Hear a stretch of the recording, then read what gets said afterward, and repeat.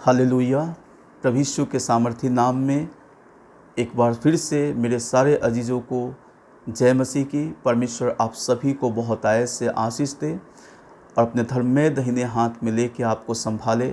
मैं परमेश्वर का धन्यवाद करता हूँ एक बार फिर से कि प्रभु ने अपने जीवित वचन को आपके बीच में लेके आने का मौका दिया। मेरे प्रियो, मैं आपका भी धन्यवाद करता हूँ कि आप सभी लोग, मैं जो भी वीडियो को बनाता हूँ आप उसे देखते हैं। परमेश्वर आप सभी को आशीष दे। मैं प्रार्थना करता हूँ कि परमेश्वर की उपस्थिति हमेशा आपके जीवन में, आपके परिवार में, आपके हर एक क्षेत्र में प्रभु की उपस्थिति बनी रहे और परमेश्वर आपके जीवन में बड़े बड़े और अद्भुत काम करता रहे। ये हमारी प्रार्थना है। मेरे प्रियो,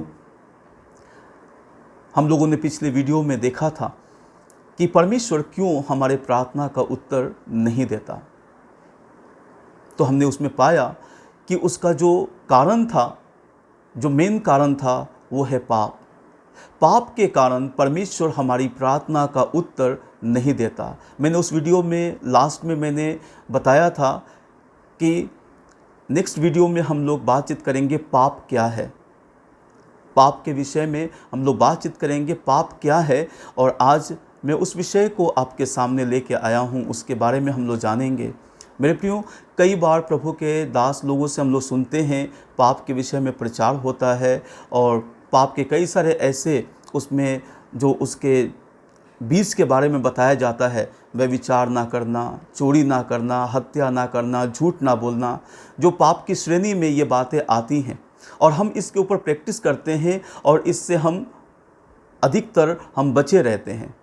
लेकिन कई सारे ऐसे बीज हैं पाप के जिसके विषय में हम उस पर विचार नहीं करते और हम उससे नहीं बच पाते हैं।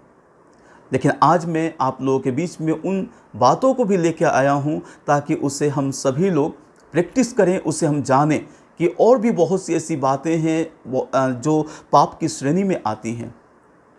तो इस समय हम लोग देखेंगे जिसके कारण से आपकी हमारी प्रार्थनाएं रुक सकती हैं। परमेश्वर हमारे प्रार्थनाओं का उत्तर नहीं देगा, पाप हमारे जीवन में बना रहेगा, परमेश्वर हमारे प्रार्थनाओं का उत्तर नहीं देगा, चाहे हम कितना भी प्रार्थना कर लें। तो आइए हम लोग इस विषय पे चर्चा करेंगे, पाप क्या है ना, और उसके बीज को हम लोग देखेंगे कि पाप का जो बीज है उसको हम लोग देखेंगे। याकूब का पुस्तक 2 अध्याय उसके 9 वचन में लिखा है। देखिए हमारी प्रार्थनाएं कैसे रुक सकती हैं, है ना।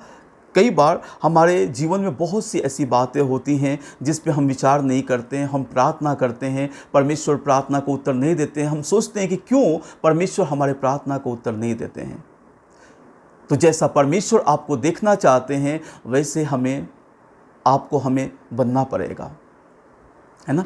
तो यहाँ पे लिखा है याकूब का पुस्तक 2:9 में, पक्षपात ना करना। जब आप उसमें पढ़ते हैं तो उसमें आता है जो पक्षपात करता है ना, जो पक्षपात करता है वो पाप करता है।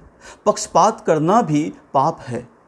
कई बार ऐसा होता है कि हमारा कोई अपना सगा है या कोई हमारा जानने वाला है, उसने गलती कर दिया, उसकी गलतियों को ढांपने के लिए हम पक्षपात करते हैं। हम दूसरे की बातों को नहीं सुनते हैं, हम दूसरे का नहीं सुनते हैं क्योंकि हमें उसे बचाना है और हम उसके विषय में उसका पक्ष लेते हैं, उसका पक्षपात करते हैं और हम परमेश्वर के नज़र में हम लोग गिर जाते हैं। हो सकता है कि आप दूसरों को बचाने के लिए, है ना, दूसरों को अपने लोगों को बचाने के लिए हो सकता है कि आप वहाँ पे झूठ बोल दें, पक्षपात कर दें। लेकिन हो सकता है मनुष्य से आप पक्षपात कर सकते हैं लेकिन परमेश्वर से नहीं कर सकते। परमेश्वर आपको हमको देखता है और परमेश्वर उसके अनुसार आपको हमको प्रतिफल देता है। पक्षपात करना पाप है। याकूब 2:9 में लिखा है, 2:11 में लिखा है हत्या करना पाप है। याकूब 2:13 में लिखा है दया ना करना पाप है। याकूब 4:8 में लिखा है दुचित्तापन पाप है। मत्ती 7:1 में लिखा है दोष लगाना पाप है। याकूब 4:17 में लिखा है भलाई ना करना पाप है। इफिसियों 4:26 में लिखा है, क्रोध करना पाप है। डाह, निंदा, क्षमा ना करना, कृपा ना करना, बैर रखना, प्रार्थना ना करना, ये सब पाप की श्रेणी में आती हैं। ये सारी बातें पाप की श्रेणी में आती हैं। और जब हम इन सारी चीज़ों में हम चूकते हैं, ये चीज़ें हमारे जीवन में बनी रहती हैं, तो हम परमेश्वर के विरुद्ध में होते हैं और परमेश्वर हमारे विरुद्ध में होता है। जब हम किसी का पक्षपात करते हैं, हम पाप में फंस गए हैं, हम पाप कर बैठे हैं। हत्या कर दिए, हत्या हम सभी लोग जानते हैं वो पाप है। दया ना करना ये पाप है। दुचित्तापन ये पाप है। दुचित्ते मन को रखना, है ना, दो तरफा मन को रखना ये पाप है। या तो हमें किसी एक तरफ होना पड़ेगा, या संसार की तरफ या परमेश्वर की तरफ। दोष लगाना पाप है। हम किसी के ऊपर बिना जाने बूझे, बिना सोचे समझे हम उसके ऊपर दोष लगा देते हैं। हम उसके बारे में नहीं जानते हैं कि वो कौन है, कैसा है, उसने उस काम को किया भी है या नहीं किया है, फिर भी हम उसके ऊपर दोष लगा देते हैं और ये पाप है। भलाई ना करना, बाइबल बताती है यदि तुम्हारे पास कुछ हो तो किसी को देने के लिए कुछ हो तो उसे तुम दो, है ना। भलाई ना करना पाप है। अगर आपके पास कुछ है, आप भलाई कर सकते हैं, आप ज़रूर कीजिए। अगर आप भलाई नहीं करते हैं तो वो पाप की श्रेणी में आती है।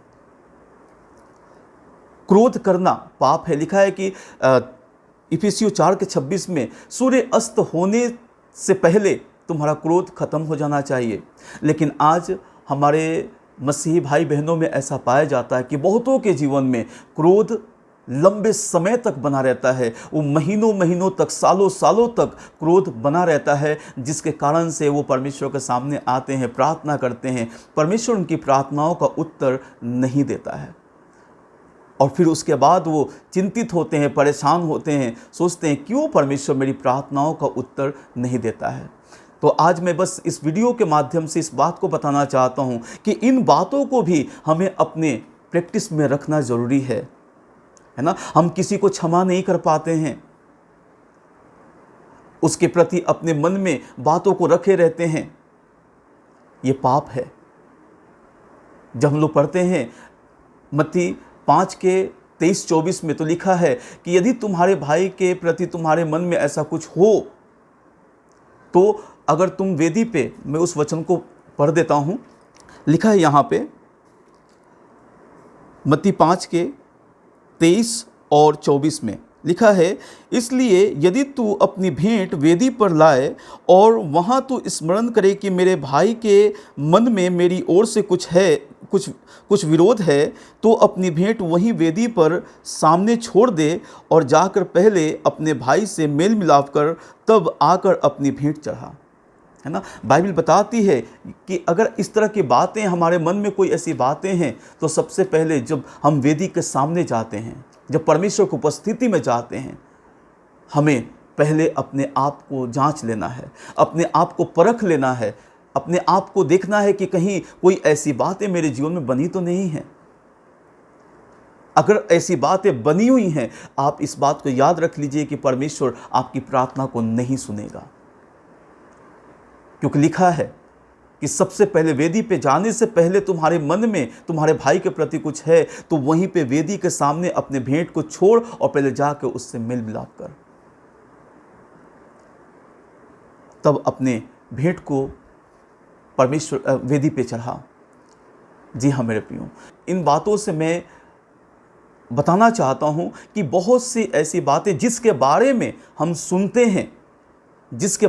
सुनते हैं वो हमारे मन में बनी रहती हैं, है ना, और वो घूमती रहती है हमारे मन में। हम उस पर प्रैक्टिस करते हैं। जिन बातों को हम नहीं जानते उसके बारे में हम प्रैक्टिस नहीं करते। वो चीज़ें हमारे जीवन में कई बार बनी होती हैं और उसके कारण से हम अपने जीवन के कई सारे क्षेत्र में असफल हो रहे होते हैं। हम परमेश्वर की आशीषों से वंचित हो रहे होते हैं, परमेश्वर के अभिषेक को खोते हैं, परमेश्वर के अनुग्रह को खोते हैं, कई सारी चीज़ों को अपने जीवन में हम खो देते हैं। तो आज बस मैं यही कहना चाहूँगा कि परमेश्वर हर एक को आशीषित करना चाहता है, हर एक की प्रार्थना सुनना चाहता है, लेकिन जैसा वो चाहता है हम उसके सामने वैसे ही आएँ। जी हाँ मेरे प्रियो, परमेश्वर आप सभी को बहुत आयत से आशीष दे।